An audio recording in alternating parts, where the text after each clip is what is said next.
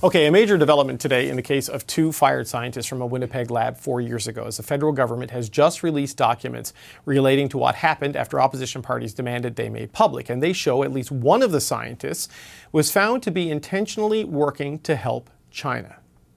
It is very clear when you read the documents that the employees in question were involved in a variety of different scientific enterprises that were not disclosed, information was not given, and that they had relationships that they didn't provide information about. And those relationships, the relationships that they had included concerns that there may be connection to their involvement with China.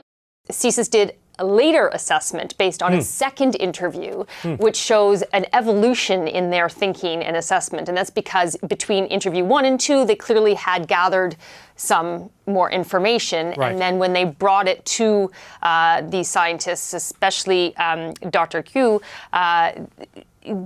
it was denial, not telling the truth, not remembering these things. It does this overall assessment about loyalty, saying that Ms. Q developed deep cooperative relationships with a variety of People's Republic of China institutions and has intentionally transferred scientific knowledge and materials to China in order to benefit the PRC government. And herself, without regard for implications to her employer or to Canada's interests. And the benefit to herself is there's these talent programs that she said she knew nothing about, but the CSIS says they have applications with her name on it where she applied for these programs where basically you are helping further the scientific... Talent programs in China? Like yes, to work for the Chinese government? But here in Canada. Right. And you get paid. There's benefits, financial benefits. So there's also in the description of the interview they did with her, yes, she finally admitted she had an account in China, but it only has a little bit of money for when she travels over there and that kind of thing. So there was a lot of contradictory information they said in this interview. And they say she repeatedly lied to her security screening interviews about the extent of her work, blanket denials, feigning ignorance, or tell outright lies. They say she's simply not credible.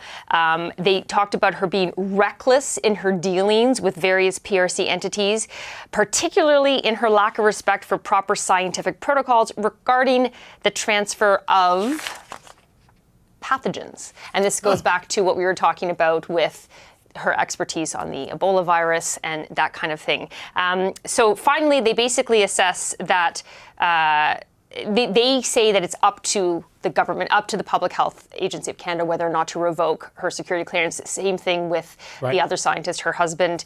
But it's clear from their language, they say that if you were to give her, if she were to retain her security clearance, Canada's national security and the health of individuals may be put into jeopardy, as there is no indication based on our extensive research and interviews of her that she would change her behavior in any respect. And it's very similar letters and assessments of her husband, the other scientist. Okay, so the bottom line here is that both of these scientists, a married couple, were found to have been leaking scientific information to the Chinese government, potentially for their own enrichment, in violation of all the protocols. And that as CSIS dug deeper into it, the risk assessment became even worse, and ultimately their security clearance and their employment were revoked as a result of this. And that they denied it right up until the point they were confronted with irrefutable proof, and then that was it. Even actually, if you read the interview, even once presented with the irrefutable proof, there were still denials.